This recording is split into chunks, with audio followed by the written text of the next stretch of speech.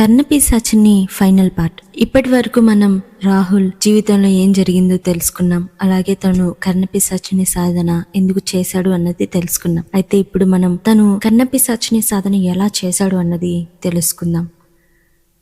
తనకి జరిగిన అవమానాన్ని తట్టుకోలేక రాహుల్ సూసైడ్ చేసుకోవాలని చెరువులో దూకి చనిపోవాలి అనుకున్నాడు. అయితే దూకడం నార్మల్ గానే దూకాడు. అలా లోపల పడుతున్నప్పుడు తనకి తన కళ్ళ ముందు తన అమ్మ నాన్న ఫేసెస్ కనిపించాయి. కానీ ఆ క్షణం తను పైకి రాలేకపోయాడు. అలాగే చావడానికి ధైర్యం కూడా చాలడం లేదు. అలా కొట్టుమిట్లాడుతున్న క్షణంలో కళ్ళు మూసుకుపోతున్నాయి. ఆ క్షణం తన్ని ఎవరో పట్టుకుని పైకి లాగినట్లు అనిపించింది. కళ్ళు తెరిచి చూసేసరికి తనకి ఎదురుగా ఒక వ్యక్తి కనిపించాడు. అతన్ని చూసి ఫస్ట్ రాహుల్ షాక్ అయ్యాడు. అలాంటి వ్యక్తిని తను ఎప్పుడూ చూడలేదు. తనెప్పుడు మాట్లాడలేదు కూడా. బ్రతకడానికంటే చావడానికి ఎక్కువ ధైర్యం కావాలి. అది లేనప్పుడు ఎందుకు చచ్చిపోయావు అని గంభీరమైన గొంతుతో అతను తనతో అన్నాడు. అతని మాటలు తనకి సరిగ్గా అర్థం కాలేదు. బ్రతికేంత ధైర్యం లేకే చచ్చిపోవాలి అనుకున్నాను అని అతను అన్నాడు. వెంటనే అతను రాహుల్ చేతిలో ఒక బుక్ పెట్టాడు. ప్రయత్నించు అని ఒక్క మాట మాత్రమే అతను అన్నాడు. రాహుల్కి ఏం మాట్లాడాలో అర్థం కాలేదు. అసలు ఇతనేంటి ఇలా చెప్పి వెళ్తున్నాడు అని మనసులో అనిపించింది. కానీ ఒక్క ప్రశ్న కూడా రాహుల్ అడగలేదు. అక్కడి నుండి లేచిన రాహుల్ తిరిగి తన కాలేజ్ ఫ్రెండ్స్ మధ్యలోకి వెళ్ళాలంటేనే తనకి చాలా బాధగా, భయంగా, అలాగే అవమానకరంగా ఉంది. అసలు వెళ్ళాలా వద్దా అని ఆలోచిస్తూనే ఉన్నాడు. ఇక చాలాసేపు కూర్చొని ఆలోచించిన తర్వాత తిరిగి వాళ్ళలోకి వెళ్ళడం నా వల్ల కాదు, అంత ధైర్యం కూడా నాకు లేదు అని వెంటనే అక్కడి నుండి లేచి తను రైల్వే స్టేషన్కి వెళ్ళిపోయాడు. వెంటనే టికెట్ తీసుకొని తన ఇంటికి తను వెళ్ళిపోయాడు. అయితే అప్పటి నుండి రాహుల్ కాలేజీకి రావడమే మానేశాడు. ఎందుకు రావట్లేదు అన్న సంగతి కాలేజీలో ఎవరికి తెలీదు. అలాగే కాలేజ్ నుండి వాళ్ళ అమ్మ నాన్నకి కాల్ వెళ్ళినప్పటికీ వాళ్ళ దగ్గర నుండి వస్తున్న కాల్స్ కూడా రాహుల్ రిసీవ్ చేసుకునే సిచ్యువేషన్లో లేడు. అసలు తను ఏం చేస్తున్నాడో వాళ్ళకి తెలియడం లేదు. వెంటనే వాళ్ళ అమ్మ నాన్న వాళ్ళున్న చోటు నుండి బయలుదేరి రాహుల్ దగ్గరికి రావాలి అనుకున్నారు. అంతలోపు రాహులే వాళ్ళకి కాల్ చేశారు. అతను ఇంతకు ముందు కంటే చాలా హుషారుగా మాట్లాడినట్టు వాళ్ళకి అనిపించింది. నేను చాలా బాగున్నాను, కొంచెం వర్క్లో ఉండి చూసుకోలేదు అని అతను అన్నాడు. వాళ్ళకి అప్పుడు కొంచెం ధైర్యం వచ్చింది. కాలేజ్కి ఎందుకు వెళ్ళడం లేదు, ఏం జరిగింది అని వాళ్ళ నాన్న అడిగినప్పుడు, ఇకపై వెళ్తాను నాన్న, మీరేం టెన్షన్ పడకండి, అంతా సర్దుకుంటుంది అని అతను అన్నాడు. అతని మాటలు వాళ్ళకి అర్థం కాలేదు. ఇంతకు ముందు కంటే ఇప్పుడు కొంచెం ధైర్యంగా, అలాగే వేరుగా అనిపిస్తున్నాయి. అయినా పట్టించుకోకుండా అలా వదిలేశారు. అయితే రాహుల్ ఇంతకు ముందు కంటే చాలా జోష్గా కాలేజ్కి వెళ్ళాడు.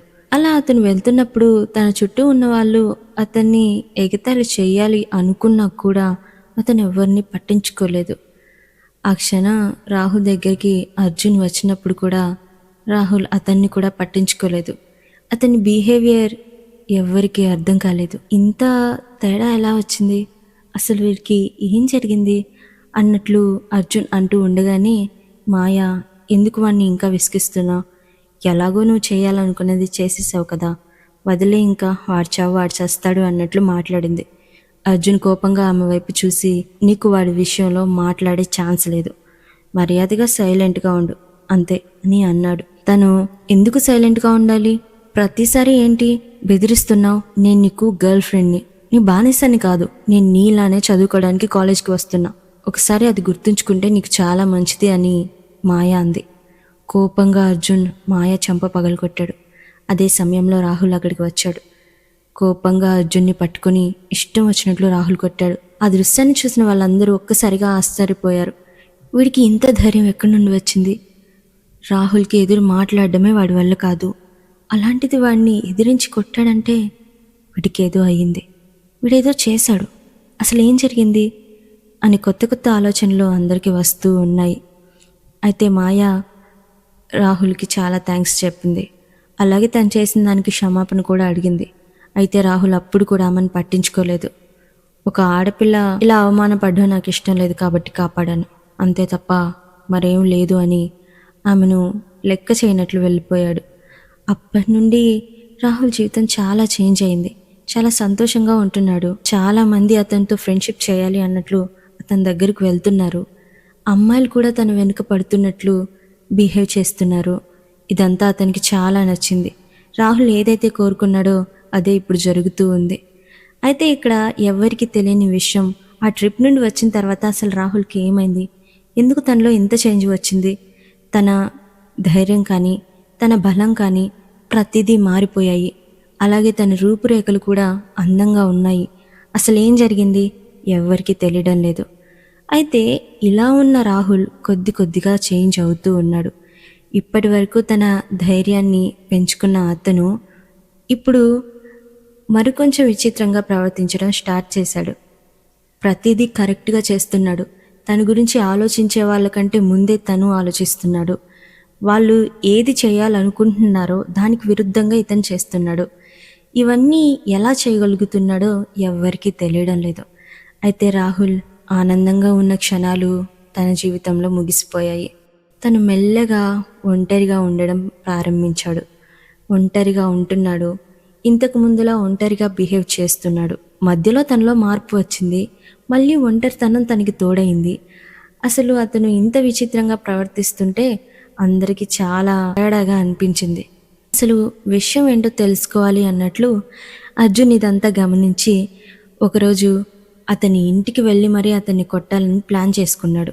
అలాగే తన ఫ్రెండ్స్ అందరితో మాట్లాడుకొని ఒక 10 మంది వరకు కలిసి అతని ఇంటికి వెళ్ళాలని నిర్ణయించుకున్నారు. ఇక అదే విధంగా వాళ్ళందరూ కూడా అతని ఇంటికి వెళ్ళిపోయారు.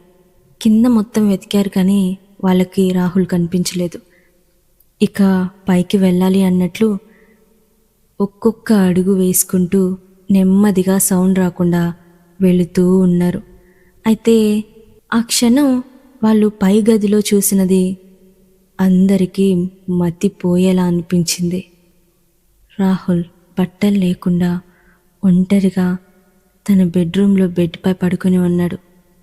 అది కూడా తనపై ఏదో నల్లటి నీడ ఉన్నట్లు ఉంది.